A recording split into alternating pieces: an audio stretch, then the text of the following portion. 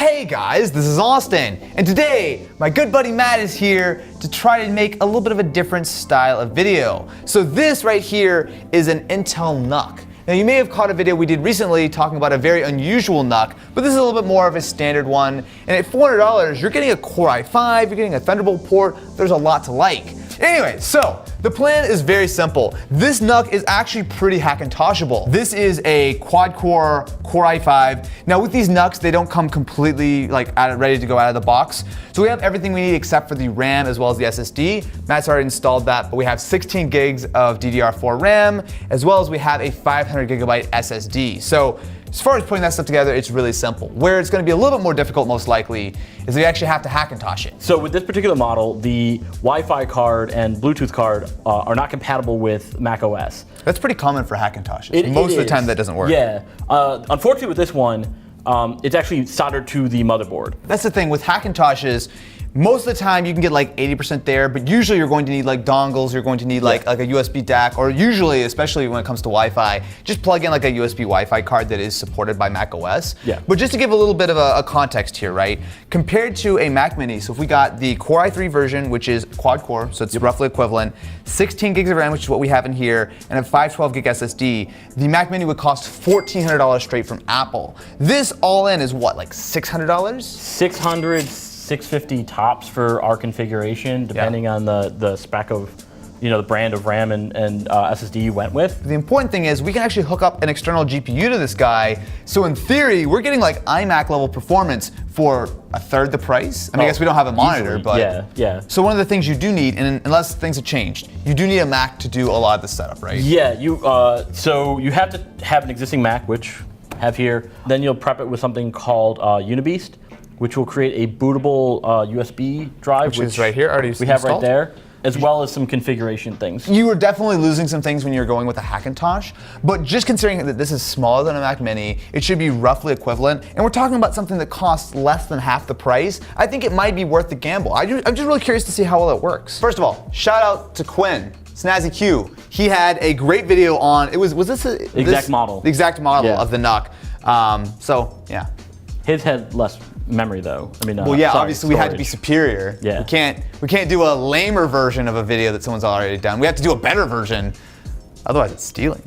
So if I fire this up, it should start to boot, right? Yeah, it will boot into the NUC splash screen first, and then it should go into the Clover boot screen, which is how we're tricking it. Yeah, that's the thing, man. Like, I love doing like Hackintosh stuff, but like, it's such a headache, right? Like, there's just so many random little issues that you run into that, I mean, it's cool, and I think it's one of those things where it's maybe not like a badge of honor for a nerd, like, oh, I built a computer and oh, I made a Hackintosh, but it is one of those things where you have to have some patience. You have to kind of really sort of learn how to do it and be ready to tinker on things, right? Because it will break. So it looks like we are into the language setup. Yes. So this is a slow process. Over USB 2, it literally took like 20 minutes to boot. Hackintosh, do-do-do-do-do-do.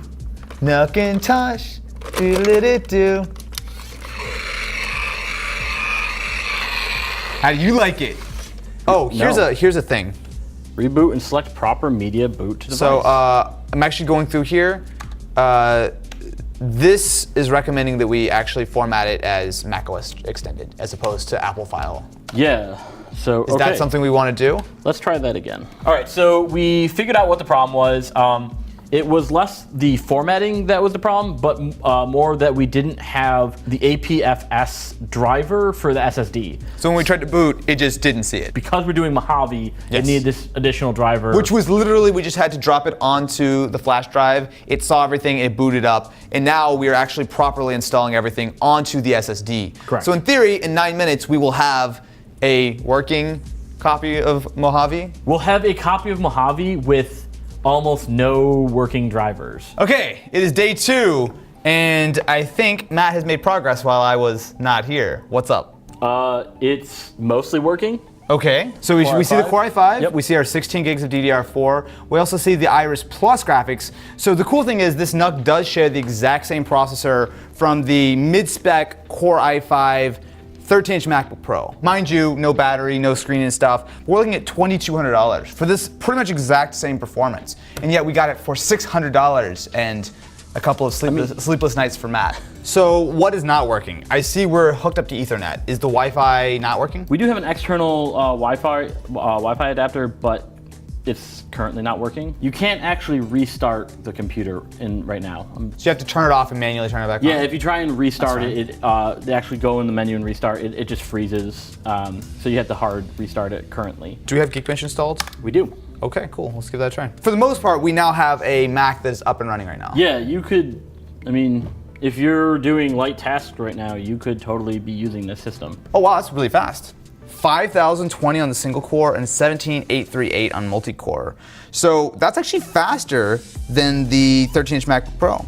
It's about 400 points higher on the single thread and over 1,000 points higher on multi-thread, which kind of makes sense because the 13-inch MacBook, even though it has that same processor, it's it's a thin, small MacBook, so this has more cooling for sure. This is a Gigabyte RX 580. The 580 is one of the better supported cards under macOS. This is the exact same GPU that you'll find in, for example, the 5K iMac. And generally speaking, I know we've used this with Macs before and it works pretty well. So it's plugged into Thunderbolt. Natively, the 580 works in Mojave. It shows Iris Plus graphics. So let's switch the HDMI over and see if this actually works. When I tried this before, it did not show me that until I had plugged this in. So the GPU is spinning. We have our LEDs. Oh, immediately. Immediately, yeah. Immediately, okay. So let's make sure this is actually showing up.